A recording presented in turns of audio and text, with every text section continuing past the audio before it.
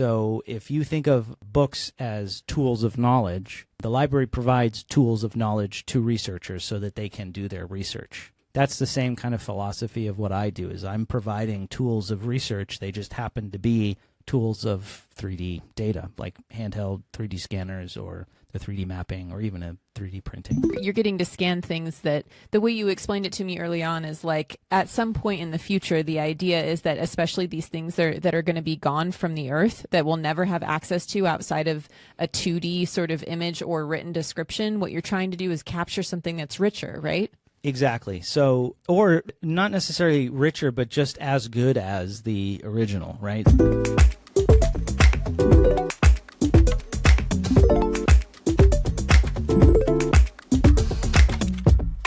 All right. Hey, everybody. Welcome to the People Fuss Podcast. My name is Doug Daniels. And I'm Carrie Prince. Sorry, I'm just in the middle of this really interesting book. I'll put it down.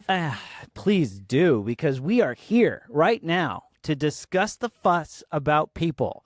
That means we're going to be digging into the connection and disconnection that people experience in life and in love and in leadership and in libraries. Carrie, what are we talking about today? Librarianship.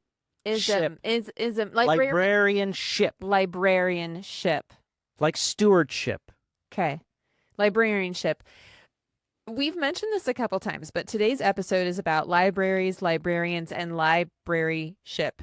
Librarianship. I've never said that word before. Nobody really has. I'm wearing my Coke bottle nerd glasses. I actually am this blind. I just normally have contacts on. I'm wearing these in honor of the library nerds. Not in honor of Albert Einstein's theory of gravity, where light bends and travels around her head and you can see the point behind. They are thick. Yes. They are thick, yes. Let me tell you. But I thought actually this was a really good opportunity to do a little episode about library tech as you might not have ever thought of it. Because Douglas here is a 3D data librarian. I mean, I think it's safe to say that most people listening are going to be like, well, I don't really even know what a librarian does in the first place. I think we do. I've encountered that many a time. We think we do, though, because we all met our school librarian when we were in school growing up, right? You had a little school library, and I went to our public library in the city. And so I thought to myself, librarians are people who work at the library, putting books away and checking books out. That is your concept of a librarian when you're a child, right? That is correct. Okay.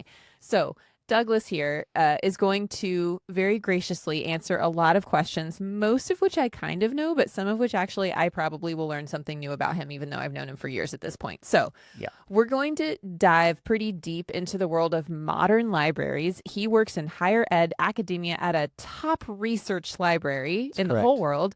So, and what he does is actually at the forefront of library innovation, which is really, really exciting. Dun, dun, dun. Yeah.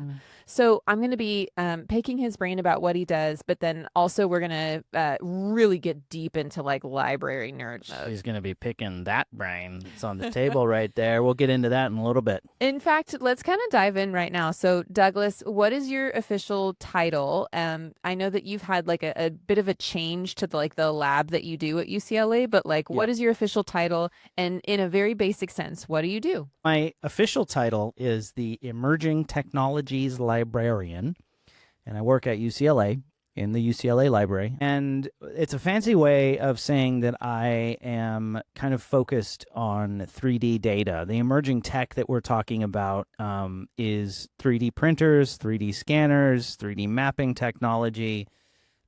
It's emerging in the sense that it's relatively new to academia, but it's not necessarily new to other industries. What's new is that they're finding research and educational applications for this tech. And part of my role is to provide support for the entire life cycle, as we call it, the life cycle of 3D data, which means essentially from its creation to its analysis, cleaning up the data sometimes, publishing the data, archiving the data, sharing the data, everything that you might want to do with 3D data requires a little bit of extra support. as does most other kinds of data science and data support. Yeah. My specialty is three-dimensional. Yes. Can you tell us a little bit about the brain on the table? Yes, it is a one-to-one replica of my brain. So this was done from a CT scan. This model, they scanned my brain, and I knew enough about the process that I was like, this can be turned into a three-dimensional object. It's like individual slices, two-dimensional slices. Think of like a slice of paper. You stack it up, you can get a 3D stack of paper, right? And so I downloaded some open source software and plugged it in. The file is called a DICOM file, DICOMM. But this is my brain. And then I 3D printed it on an SLS printer. We're hitting like peak nerd language right now on Indeed. People Fuss. I am telling you, like, Indeed. that whole last monologue that you had there was deep. That's deep nerd culture right there. So how does what you do, this is a silly question, but how is what you do so different from other librarians in a library? Well, let me answer your question by asking you another question. What kind of library are you talking about? How many kinds of libraries are there? Well, there's at least two different kinds, right? There's the kind that I work in, which is an academic research library, attached to an academic research institution. But then there's, your local public library. Two different things, servicing a similar mission. But in the case of the academic research library, there are many other different kinds of roles, a broader diversity of roles. There's collections management in both public and research libraries. So that means like pretty much what it sounds like. What books are we going to acquire? Which books are we buying? Which books are we de-accessioning? So we got to make room for new books. Got to get rid of some old ones that haven't been used. There's librarians who specialize in metadata, which is the search terms that you use to find something. So, for example, the book that you were holding, some metadata about that book would be the title, the author, the publication date, the number of pages. I mean, just any kind of information about the object itself is metadata. And so there are metadata specialists, entire departments, in fact, in the academic research library. And then there are subject specialists. So, a Slavic languages person who knows the Cyrillic alphabet, for example. And then, of course, there's now the kind of newer roles that are emerging, which are more librarians who work with what we call born digital stuff. So if I were to take this book and scan it, I would have a digital copy of it, but it wouldn't be born digital, right? Because the book itself is the original object. But if I were to take a digital picture of something, that digital image is a born digital image. That is the original. It's not like a scan of an analog copy. And so that born digital world, there's a lot of work with data science and data science-y stuff that librarians are getting librarians. into. Librarians. That librarians are getting into. I'm part of the Data Science Center, and so my colleagues do a lot of support, training, and research assistance for various data science projects. In like a broader sense, like if we kind of zoom out, what do you think the function of libraries is in like a really broad sense for people now? So I think the most important role of any library is that brick and mortar function, the traditional role of a library going all the way back to, say, the Library of Alexandria. It is a repository of knowledge. That is its role. That is the primary function, in my view, of any given library. So in most cases, that means physical books. Somewhere that physical books are stored for the public good. So it's not just storing knowledge, but it's storing knowledge with the intent of providing access to that knowledge. So it's not just like a vault, but it's like an archive or, a museum or Yeah. something where people can go and actually access the volumes that you are keeping safe. Okay.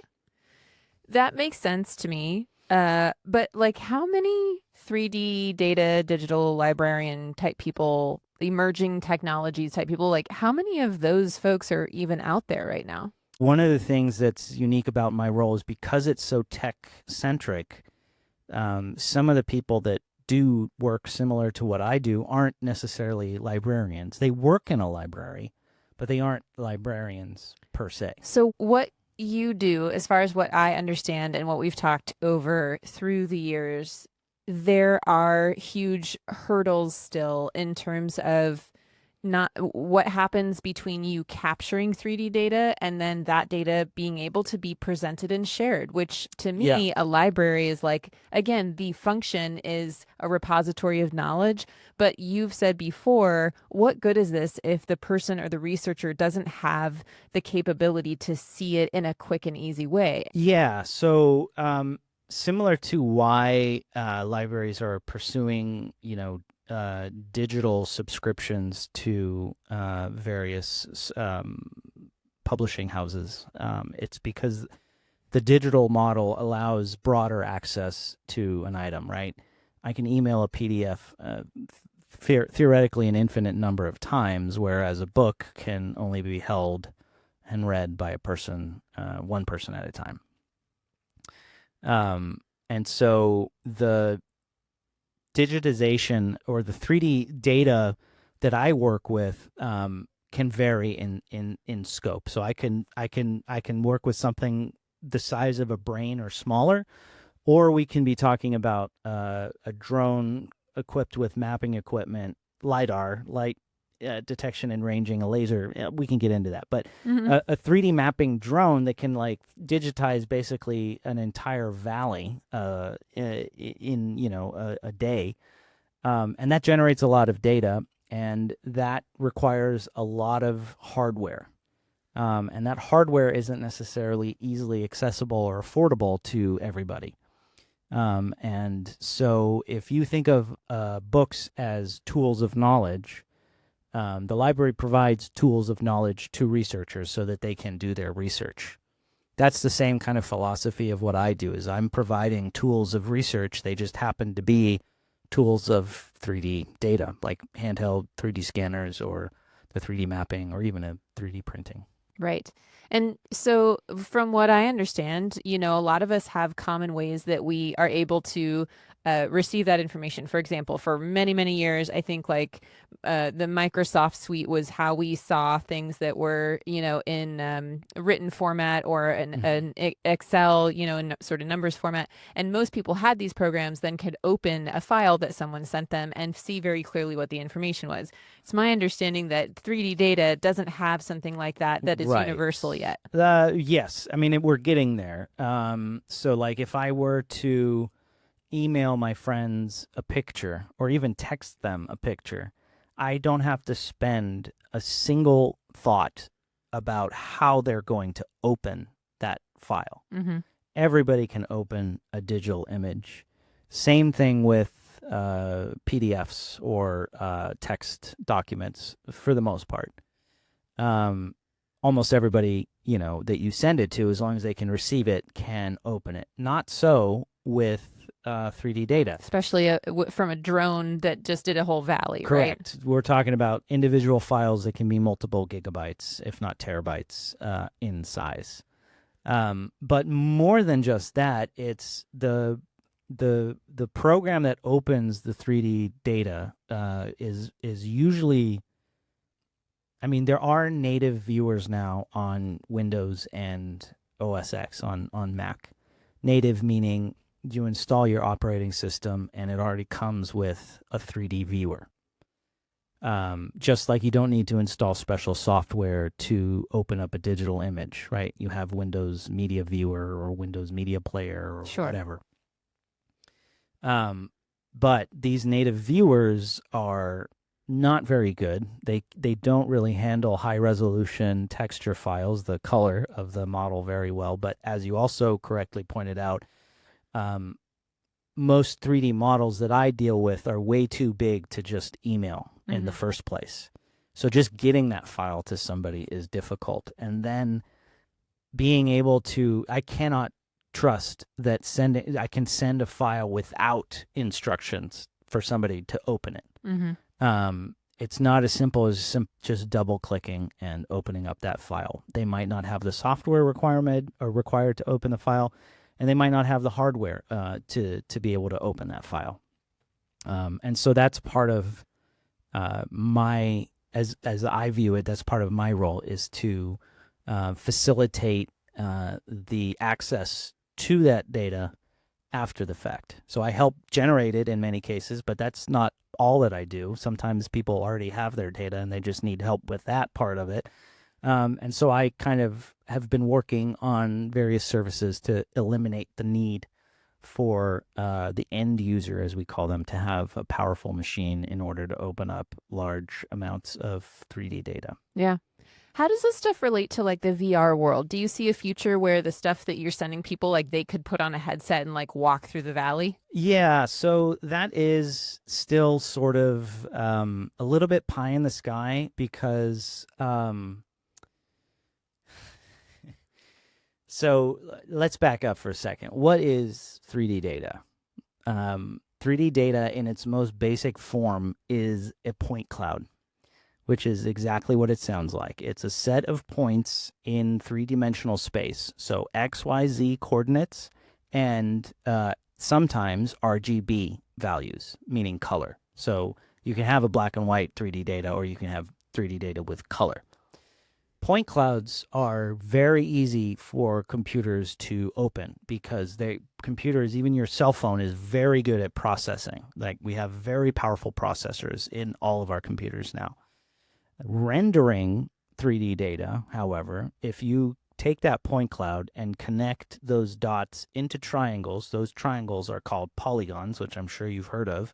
Oh, yes, I've totally heard of polygons. You've heard of polygons. Yeah, every day I talk about polygons. Everybody's heard of polygons.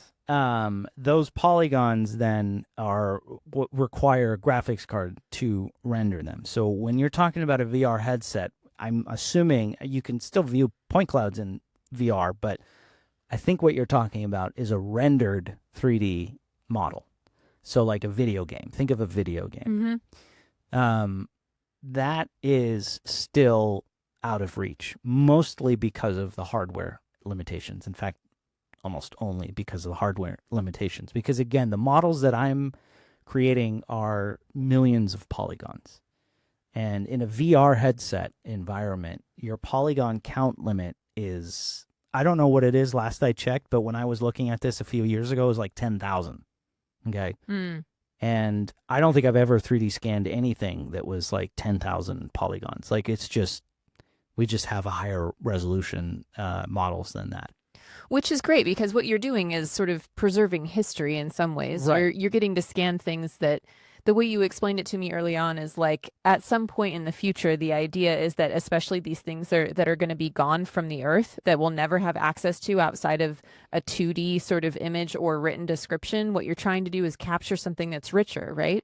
Exactly. So, or not necessarily richer, but just as good as the original, right? So, there are research applications for if I had a cuneiform tablet, you know, those little, we can put up an image of a cuneiform at this point right here on my hand. Yeah. My favorite historical irony, every time I talk about cuneiforms, I have to bring this up. Cuneiforms refer to these clay tablets that were written on with these styluses in a cuneiform script. So the language could be different. It could be Babylonian. It could be from ancient it could be Assyrian, maybe. I don't know if that's necessarily true, but you get the point. It's like the Roman alphabet, right? It can be represented the Roman alphabet can be used to represent different languages. Same thing with cuneiform. But what's unique about the cuneiforms is that they were written on these clay tablets. Now, back in the day when they were actually writing on these clay tablets, obviously the clay was soft. It wasn't hard, right?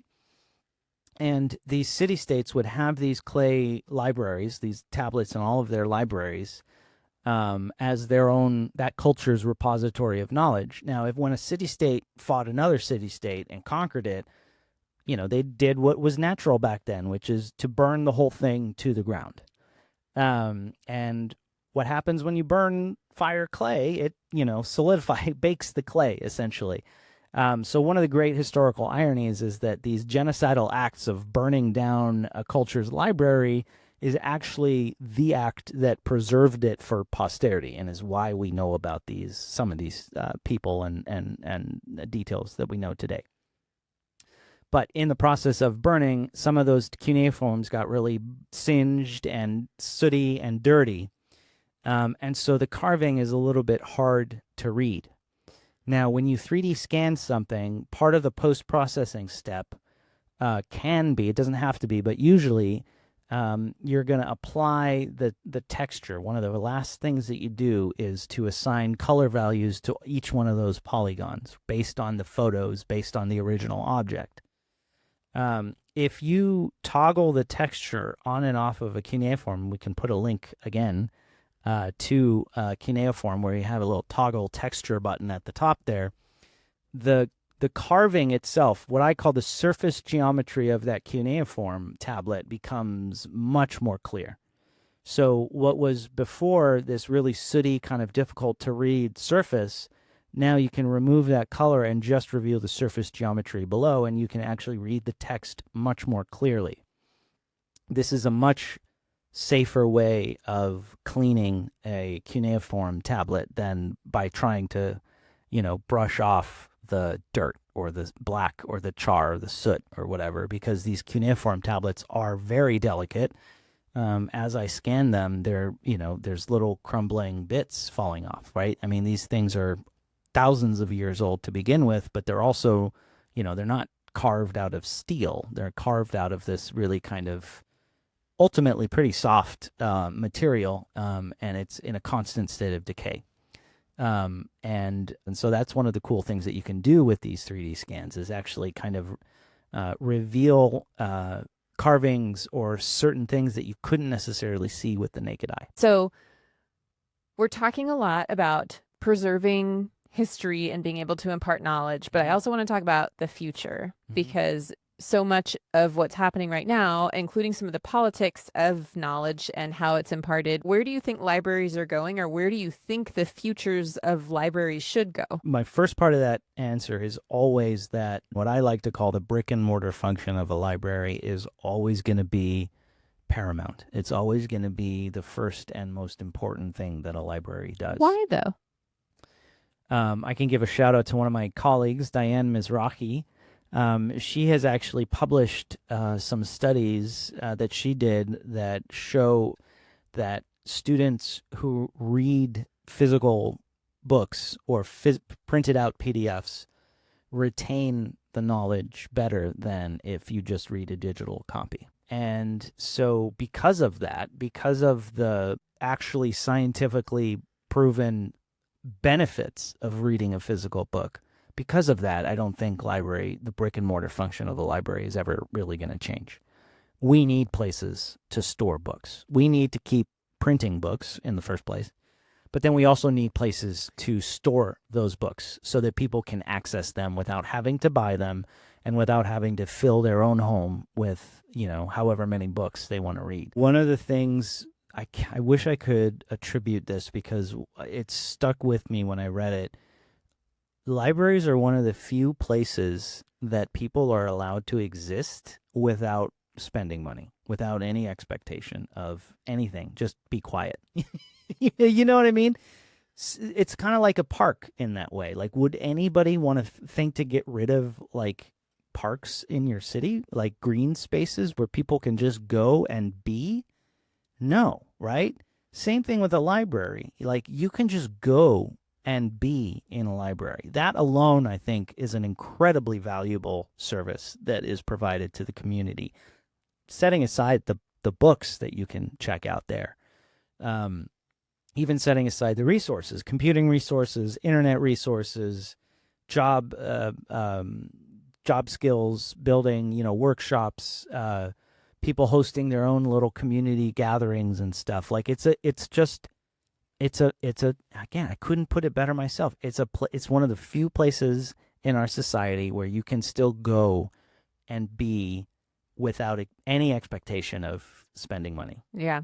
Very anti-capitalist. It's very anti-capitalist. When we say public good, I think those concepts are sort of lost to the newer generations where a lot of their lives are, and a lot of their resources are online. But what I was going to say earlier too about like my memories of being in a library and why it's good for someone like me is that I get overwhelmed by too much choice online. And nowadays you really cannot trust what has good research behind it and what's just some fluff that somebody got from 5 minutes of Googling. And when you're in a library, let's say you like go to a section, that section has been curated for you with everything in that section. So I used to be really nerdy about animals. Yep. And I might go and I think I want this book on this one animal, but as I'm scanning through the spines, somebody smart has curated all of these things about animals for me. I'm smiling because you are describing serendipity. It's actually something that is studied in library school, and it's the serendipitous discovery of other books. And that only happens in libraries where you go to, just like the Superman episode that we did, right? I went online and I looked for some books on comics. I found some. I went to the library. I went to that section, and you know what I found? Other books that didn't come up on my online search for whatever reason, but they're there because they're in that section, and that's what we call serendipitous discovery. And that is an incredibly important part of anybody's research. Anybody that's been to a library and has done research in a library in this way knows exactly what I'm talking about. So it's not just the, being able to access the specific book that you're looking for. Just as important, it is surprising you with books that you didn't know you wanted to read. Yeah, for free, which you said being there without the expectation of spending, but you're also receiving things for free, which Yes. there've been 2 times where I have introduced Douglas to someone with a magical sense of libraries. And as soon as he introduces himself as a librarian, they don't really know what he does, so they don't get that it's not really books related necessarily. But I have seen grown-ass men fall all over themselves for Douglas when he says he's a librarian because they had a magical experience of learning in a library. Some of them, it was when they were in grad school and they were discovering their passion, or some of them, it was like, again, this really sacred space for them. And they had this really intense experience through libraries. And they sort of like have this honor for it. And I worry that, it's incumbent upon parents to bring their kids to libraries, maybe. But like we're losing this with everyone thinking that they have the encyclopedia at their fingertips with Google and online searches. So like, what are we going to do? What are we going to do about people going to a brick and mortar space? Well, I think, to my knowledge, I think schools are still doing the right thing because they are still bringing students into the library to meet the school librarian and to, be forced to go check out a book from the library and do a book report on the library, so they're kind of being exposed to this serendipitous discovery. Going back just a little bit to what you're saying about, the guys and gals that sometimes nerd out when they find out on a librarian, I feel very confident saying that every librarian subscribes to this philosophy of providing access to knowledge, right? That's another thing about the profession itself, is that, there's a lot of, different roles that we play, but I know that every single person that becomes a librarian believes in that sort of sacred mission of providing access to knowledge. Yeah. Do you think that there's a pretty heavy nerd culture that like we all assign? I mean, I'm wearing glasses to kind of like make fun of it today because we have these really strong stereotypes about librarians and libraries. Do you think that those stereotypes kind of hold up? I do in some ways. Yeah. Absolutely. Yeah, I mean, but they're good stereotypes, like librarians are nerdy and they want you to be quiet in the library. I mean, that is, those things are true. Being a spreadsheet person, you can imagine that I was actually really into the idea of like when I was young at our Carlsbad library, whenever I saw the girls that got to put the books away where they're supposed to go, you can imagine that like the organizing part of that was always very scintillating to me. Yep. Just like, yeah. So forgive me. Let's go back to the future of libraries conversation because Okay. we got sidetracked in a great way. But like, where are libraries going? You said brick and mortar function will be great. Free services are great. But what about how those services are changing? They're reactionary in some way, right? Libraries aren't prescriptive, right? We're not the ones that are inventing machine learning and large language models. We're reacting to those new developments in the ways people access knowledge. And so if you think about it that way, libraries are changing to meet the needs of, the new ways in which people access knowledge. And one of the ways that that is happening is through data science kind of stuff. But I still have to emphasize that brick and mortar function. I'm glad we talked about it, the serendipitous discovery, because, I think there's this fear among those traditional librarians that all of this newfangled digital whiz bops and stuff are kind of going to encroach upon their traditional sacred, and I don't say that ironically, sacred kind of role. And I don't think that that's the case. I do think that those roles are going to stay. But for example, if I had access to 200 PDFs, those PDFs being whatever, journal articles or books or a combination thereof, I can write a script that can search those for me and find, instantaneously relevant passages. It can do analysis on how many times the word frequency over time, stuff like that. And the digital tools or the digital skills that are required to do those things, I think the libraries need to position themselves as those experts. Mm-hmm. And I think the library is positioned not just because they are the archive that has all of those corpi, but they can also then provide the staff and librarians that have the skill set to help with those digital analyses. Well, that kind of leads me into my next set of questions, which is kind of about like who makes decisions at the library and how that really affects. I mean, I never ever in my life thought about like the head of the library until we were together also because of the institution that you're in. Sure. But like how much influence do you think the head person at a library has over the direction of the library? Like we're both very like really into this idea of libraries being innovative and emerging technologies, but I imagine that you have to have a leader that's really behind that to make it flourish. Yeah, librarians tend to be conservative in that way, not socially or politically conservative, but quite the opposite. Preserving but traditional, slow to adopt new technologies with good reason.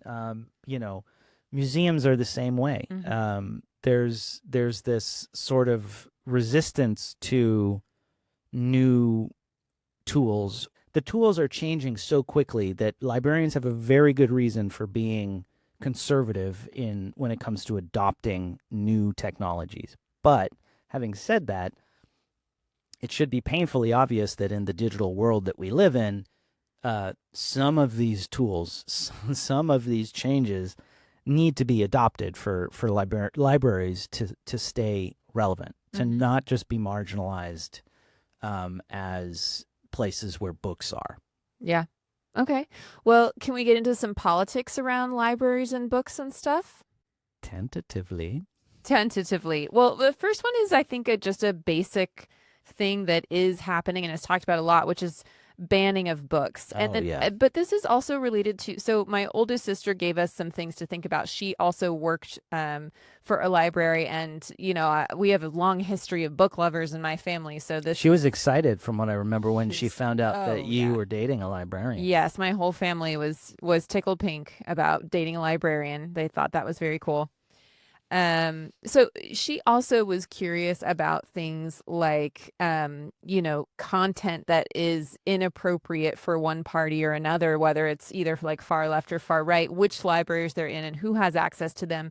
And is there any reason to ever ban stuff or protect stuff? No. Or What about for age appropriate stuff? Well, that's different. That's not banning. That is That's what I mean, like protect it or put. so one of the things I remember in library school, one of the things that I remember learning was during the Cold War, there were lawsuits from, I think it was the FBI, suing libraries because they were trying to get libraries to hand over the records of who checked what out Mm-hmm. from who and when. And the library said, fuck you, we're not doing that. It's like searching someone's web history a little bit. Exactly. And so I was very proud to learn that librarians and libraries have always taken a very, very staunchly private and non-banning approach. So, like, we provide access to everything. They're pretty much free speech absolutists. Like, don't take somebody's word for it. Go to the library and read that book. And then you'll be safe having checked it out, because no library is required and no law enforcement agency can compel a library to hand over their history. Yeah. I can't think of an example of something in a library that is, verboten for anyone, really. I mean, that's part of the job of the librarian too, though, is making sure that the collections that we have in the library aren't pornographic, that they do have a redemptive quality. Yeah. Even Mein The Kampf. curation there. Yeah, even Mein Kampf has a redemptive quality of being an example of hateful ideology. Mm-hmm. Do you know what I mean? Like, there's value even in that, to teach people what hate looks like, to teach people what drove these people to commit the Holocaust. Do you imagine, if we're talking about the political spectrum, that librarians would have a tougher time maybe in smaller conservative places providing lots of materials? Or do you think it's equal in terms of like maybe a hyper liberal place having conservative material that offends them versus a hyper conservative place having more liberal material that offends them? Maybe there've been studies on this, but if you look at any banned book list, books are banned because they offend conservative values. Books aren't banned because they offend liberal values. Mein Kampf has never been a banned book. I mean, I think it might be banned in Germany, but that's a little different. Don't read it. But yeah, no, I mean, I don't want to sound too biased here, but like, all of the news that we hear about books being banned are because, it shows two dads or two moms, or it talks about trans kids, or, it's a children's book that has a trans character in it, or something stupid like that. Not that trans people are stupid. It's stupid to ban a book because of trans characters, but I kind of associate libraries with like the Renaissance of this, like you're sort of shitting on the Renaissance when you do things that get too small and narrow-minded, and you're not like allowing this sort of free thinking and free knowledge acquisition. I think it is a sign of weakness. Your ideology and your belief system is so fragile and so weak that a book can undermine it. I don't feel that way about anything that I believe. In fact, I feel quite the opposite, is that the more you read, the more you would feel as I do about many things. So I think it is very telling when somebody wants to ban a book, because I think it's really just betraying the fragility of their own ideology. Yeah. Okay, I want to ask you about a topic that's almost super funny, because we were just talking about like who curates the books. But tell me your feelings on little free libraries. For those who don't know, neighborhoods all over the place, you'll like see this little like birdhouse of a thing in front of a house, and it's like a neighborhood little free library for the people literally walking around your neighborhood to exchange books and read them. Yeah. It's usually I think it's usually for younger kids and stuff. Like, I've always associated it with kids, but I could absolutely see some neighborhoods in LA for them being for adults. It's funny you say that, because when I was reading about these in grad school, the impression I got was that it was mostly older white women that were doing this. And so their books would be kind of for their own sort of Oh, for each other, not for their kids? for their demographic. I mean, it could be for their kids as well. Is it all Danielle Steele novels? That's what I was. Yeah. So, yeah, little free libraries I think are fantastic. Like if I borrowed a book from a little free library and it was like amazing and I loved it, I would feel compelled to knock on that door on that house and say, I just read this book, like it was amazing. Did you like it? You know what I mean? Like it's just like a great way for neighbors to interact with one another. I think little free libraries are great. Yeah. At my apartment complex that I was in Los Feliz, we had like a little book exchange at the front by the manager's office. It was so sweet. And people really did engage with it. And I thought it was so great. It was I remember seeing that at your old yeah, place. it really, I don't know. I just thought that the concept was really great. I think any place where people are deciding to like share the thing that they just had an experience with is really cool. And now I will pass the floor to you, my dear librarian. My call to action, I think, is going to go back to the serendipitous discovery. Go to a library, pick a topic, anything that you're interested in. Just go to that section and just start looking at the books. Just start reading a little bit through the books, reading the back cover, reading the inside cover, just seeing what it is that you can find. Give him a little smell.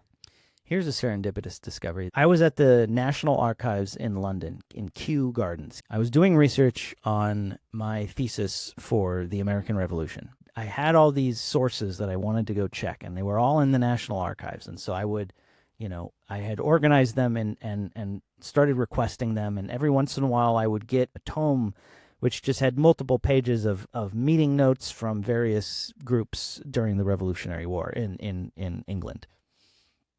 Other times, I would be given a box with just loose letters. For whatever reason, I decided when I got one of these boxes, I was tired. I just wanted a break, and so I was like, screw it. I'm just going to start looking through these letters and see what's there. Do you know what I found? Completely by random discovery. I found the correspondence between General Cornwallis and General Washington detailing the surrender at Yorktown. These are the letters that basically dictated the United States winning the war, the birth of the United States. And I found them just purely by accident because I was in an archive looking for stuff, and it just happened to be in that group of things that I didn't even know I was interested in.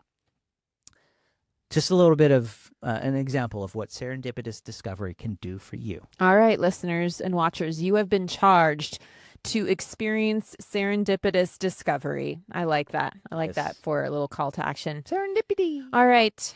Thank you for listening, everyone. We really appreciate it. I hope you enjoyed this very nerdy episode of People Fuss.